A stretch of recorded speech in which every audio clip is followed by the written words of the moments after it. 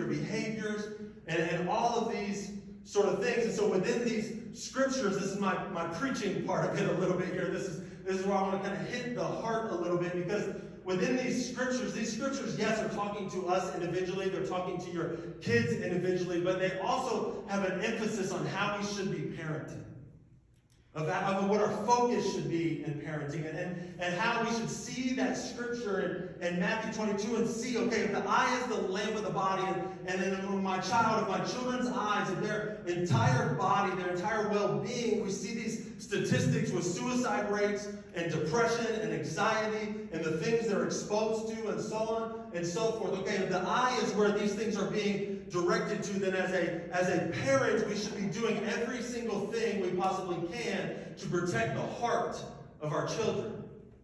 This should be the main focus for us, to say, you know what, this is my child. It's not just enough for me to feed them and to clothe them and to put a roof over their head, because I can do all of that, but if I'm not monitoring what goes through their eyeballs, what they see, what they look at, what they consume, then it doesn't matter how well I take care of them physically, mentally and spiritually and emotionally, I'm going to lose them completely. You see, this part of this is a call to us as parents. It's a call to us as parents. And listen, I get it. I know I don't have a teenager, but the hundreds of teenagers that I see each and every week through the church and through going to different schools with FCA or whatever sort of things it is, or when I'm here tomorrow with chapel with the middle schoolers and the high schoolers, it is so clear, it is so obvious that they are so significantly impacted by social media. And then the other thing is, and part of it I get on them a little bit, and part of them I don't blame them, because I will say to them, listen, get rid of this thing. Don't you know it's impacting you? And the craziest part is they know. They say, I know this causes loneliness, this causes depression, this causes anxiety, and I know it does, but I still need it. Right? I still need it. And so that's where we step in as parents, because we have to help our children, right? In no other area would we say to our children, you're on your own, figure it out. Right? Like, we need to have a voice in this. We need to be able to stand up for this. We need to be able to say, listen, there's a control on this. And part of this is a challenge for us. Part of this is me challenging you all as parents, challenging myself as parents, because I get it. Listen, I get it. It is so much easier for me to come home from work, or for my wife to have a long day homeschooling our children, and just to say, just leave me alone. Look, I just want to look at my phone. I just want to watch YouTube. I just want to scroll through something mindlessly.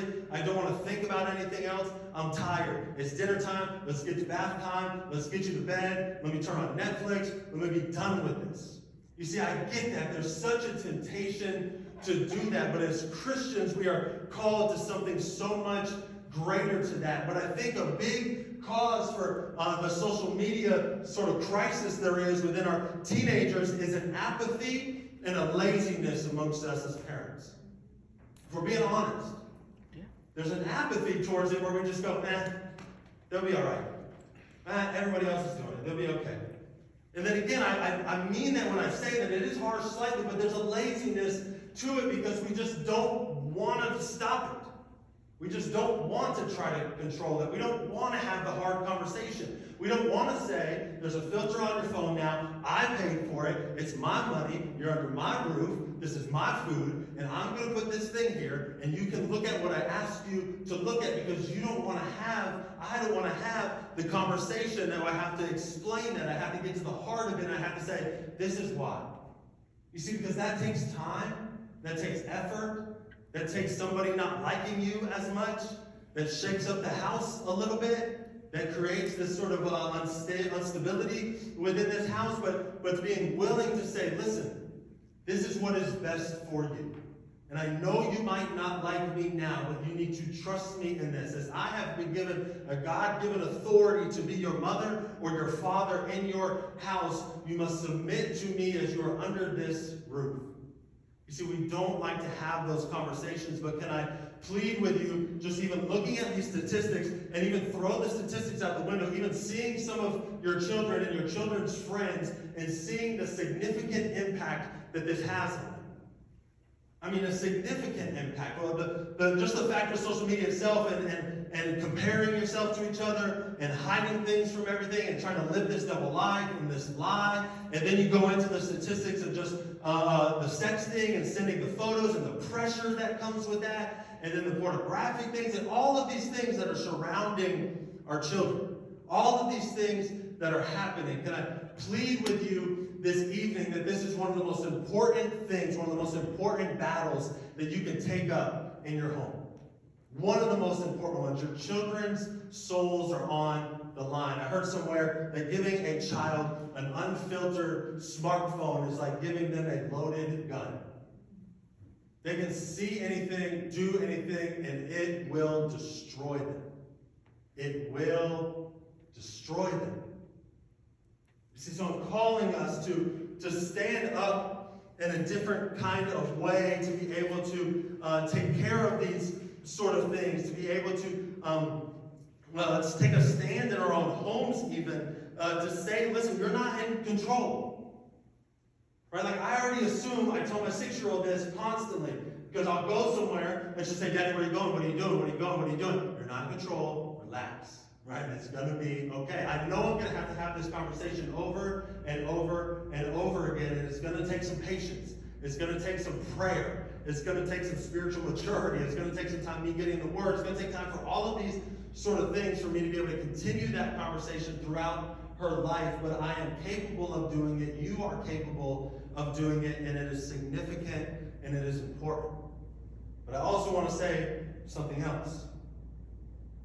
A significant reason and a big reason why our children are addicted to social media and why they're addicted to the screen and why they spend more time watching things is because they see us doing it. Okay, I'm not naive. I'm not here to think that everybody in this room is just perfect with social media. They never use it and they don't binge watch television shows and then all of these sort of things. But can I also call to you and make a challenge to you that as parents in a Christian home that we would be set apart from the world.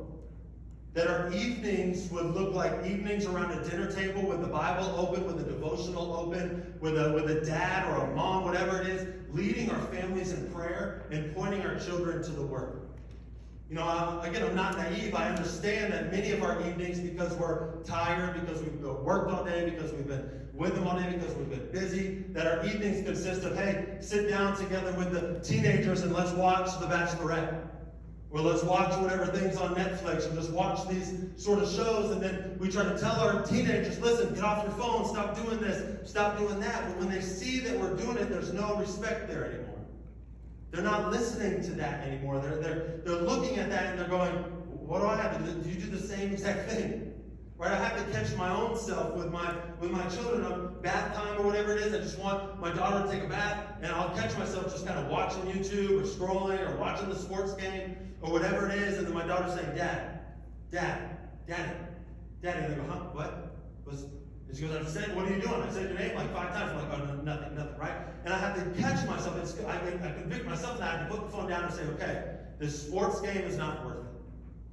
This sports game is not worth it. This TV show is not worth it. What is worth it is the time I have with my children in the home to speak to them, to talk to them, to have these sort of difficult conversations with them.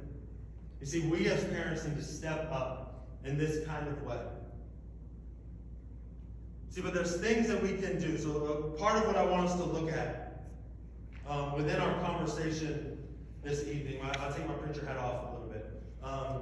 But part of what I want us to look at within this conversation is some helpful tools that we can have.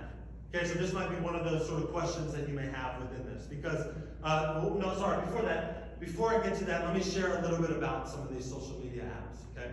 Just a little bit more awareness sort of thing, just so we can have an understanding. Because within the statistics, within an awareness of what some of these social media apps are capable of, you're going to see that it's, again, overwhelming and difficult to tackle. I get that. Okay, so some of these social media apps, for example, pretty much all of them have features. If you did not know, pretty much all of them have features where whatever messages are sent on these social media apps, they can disappear. Pretty much every single one of them. So something like Instagram, you can go into your messages, send a message to something. If you're sending a photo or a video, it shows up once for the person to see it, and then it's gone forever. Okay? If you look at within Instagram as well, there's an option where you can put vanish mode. And so as soon as somebody reads the thing, vanish, it's gone. And these things really, to be honest, I don't know other way to say it, it pisses me off because it's like 30 and 40-year-old men working in some tech company going, I'm gonna add vanish mode to Instagram. That's gonna be great for the teenagers, right? But so they do this, so there's a vanish mode in there. Okay, now Snapchat is just so great. Snapchat has added a feature because it just wasn't good enough in the first place for things just to disappear when you first get them. So within Snapchat, the messages get sent, it disappears right away. But now Snapchat has a feature called My Eyes Only. So therefore it has a little lock symbol, and you have your own passcode that goes into that. And whatever you send on Snapchat that you don't want anybody else to see, if you're a parent that checks the phone, there's this hidden part that says My Eyes Only. If you don't know how to get into that, if you don't know how to find it, you're never going to see what's in there. You're never going to see it. Okay? So I can continue on with all of these sort of things, but all of them do that. Every single one of those social media apps do that. You can hide whatever you want in them. Now, on top of that, another fun one, if the main social media apps weren't enough, you can go onto your App Store or Google Play right now, and you can just search secret calculator. So you can do that later, whatever you want. You can search secret calculator. There's going to be 10 different apps that look exactly like the calculator app that have 217,000 downloads and a 5-star review because they work so great. When you have that app on your phone, you hit that calculator app, it has a little passcode you put in there, you type in 00000 whatever, and then now it's a whole new interface on the phone.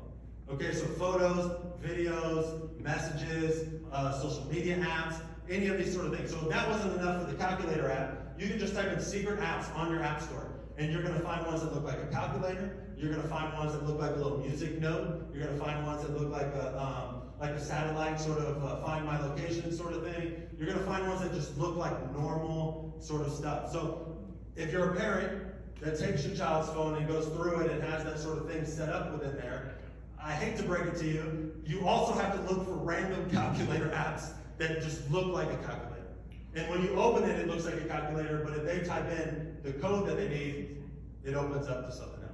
Okay, so all of these are in there. That may be an awareness thing for you. All of that is in there. So again, with the problems with social media, with the problems with what Instagram and Snapchat, TikTok, whatever else can hide, whatever they're just exposed to, whatever they can see, with the problems with all of those sort of things, and then the problems just with secret apps that are already there, I'm sure you sit there and you go, well, how in the world am I supposed to find any of this? I don't have time to find this. I don't have the ability to look through these sort of phones and all that sort of stuff.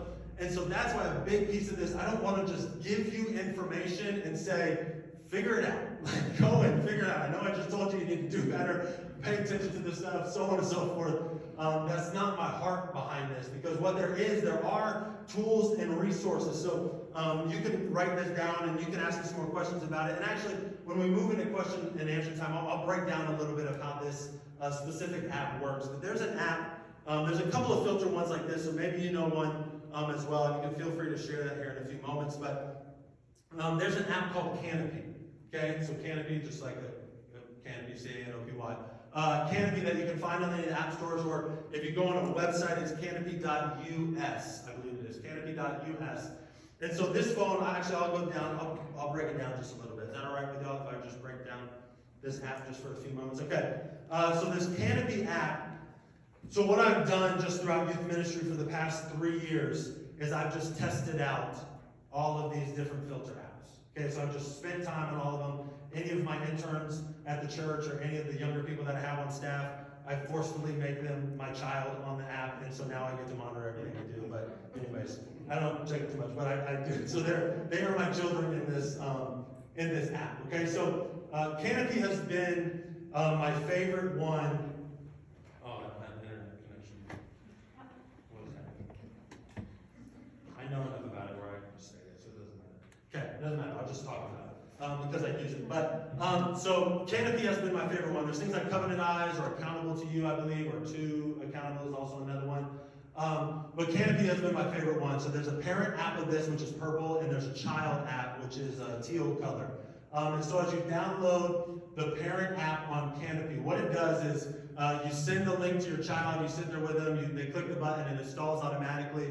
It puts this thing on the phone called a VPN. I'm not technologically wise enough to know even what the VPN does, but I know it monitors things. Okay, somebody probably knows better than me in that. But what this app does is it downloads itself on there, and it automatically becomes a filter system. So automatically, with just the standard settings on Canopy, it becomes a filtered system. So you won't be able to access pornographic websites. If there's certain things on Instagram or TikTok or Snapchat that are inappropriate, that may be within lingerie or bikinis or shirtless or whatever these sort of things are happening, it automatically filters those things out. Okay, so I love it for that purpose because there's a quick, simplistic way with it. But within this app, okay, so you'll have your main screen on here, and you'll have your children within the app, and as you click on each child or an individual child, you can go into their device settings. And so within this app as well, there's location services, so you can have the location, like I know some of parents use Life 360 for location and different things like that. This also does that with location services, but then also there's a sexting option where you click the little button over and you put it on the strictest mode. And so even photos that are being attempted to send to them, or photos that they have in their camera roll, or photos that they take that go on their camera roll, immediately get deleted. They're gone. And if they get sent to them, they won't be able to see it. It will just look like something's trying to load and it can't come through, okay?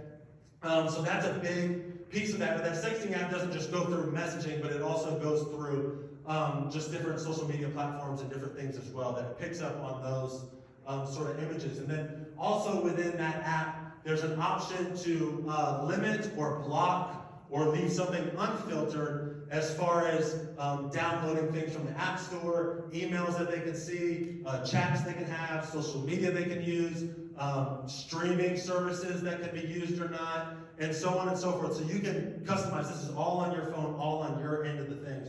You can go in there, press the button, hit block, or hit allow, or hit unfiltered, or whatever it is that you want to do with it, okay? And then it gets even more detailed within there. So then you can go in, and this is my favorite part of it. Well, maybe my second favorite part. They're all my favorite parts. Anyways, so one of my favorite parts in it is within this app, you see all of the apps that are on their phone. Okay, so there's a category right there on the top where this is all easy to use. It says apps, and then you can see everything that's downloaded. So with these secret sort of apps, with the calculators, with the music sort of things, all of that, you don't have to take their phone and try to figure out where they're at on all the pages they have and all the little smaller boxes they have and trying to navigate how they organize their phone. You see all of them. And so you can see them, and as soon as they download one, it comes on there if you let them download whatever they want. And you can check each and every one of them. You click into it, you can say block, you can say unfiltered, same sort of thing, or you can say allow. Okay, so you can see all of those sort of things. Another piece of it is just with websites. So if you just know a specific website that you don't want them on, a specific sort of thing that's come up, you can add that to it, just press the add website, and that becomes blocked through the filter system, okay? So all of those things are taken back now. Okay, this is actually my favorite part. It's a new feature that they just updated, that they just added, called Internet Break.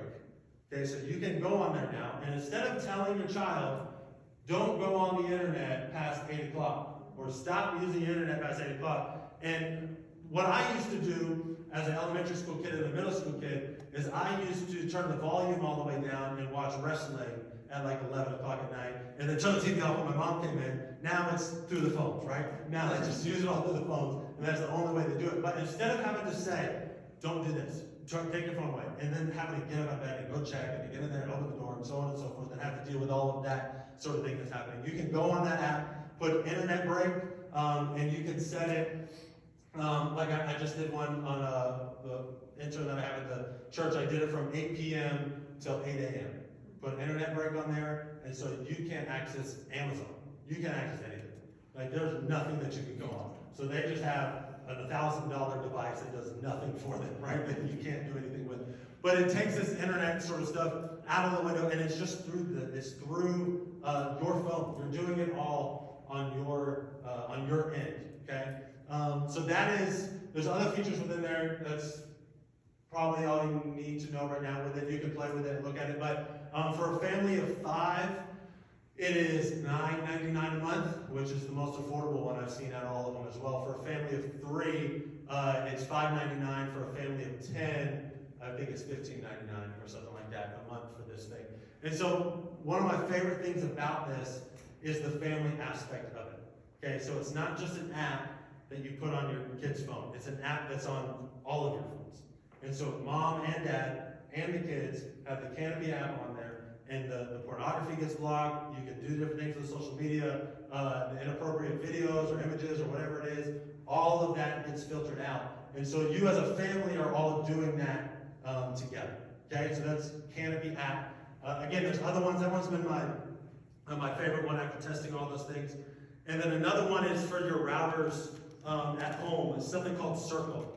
So there's something called Circle, and I appreciate that one too, because the smartphones, the Canopy thing, that's when they're gone and away and these sort of things. But at the same time, you can use something called Circle, which works within your Wi-Fi, within your router at your home. And so within that, you can control that on the app, and you can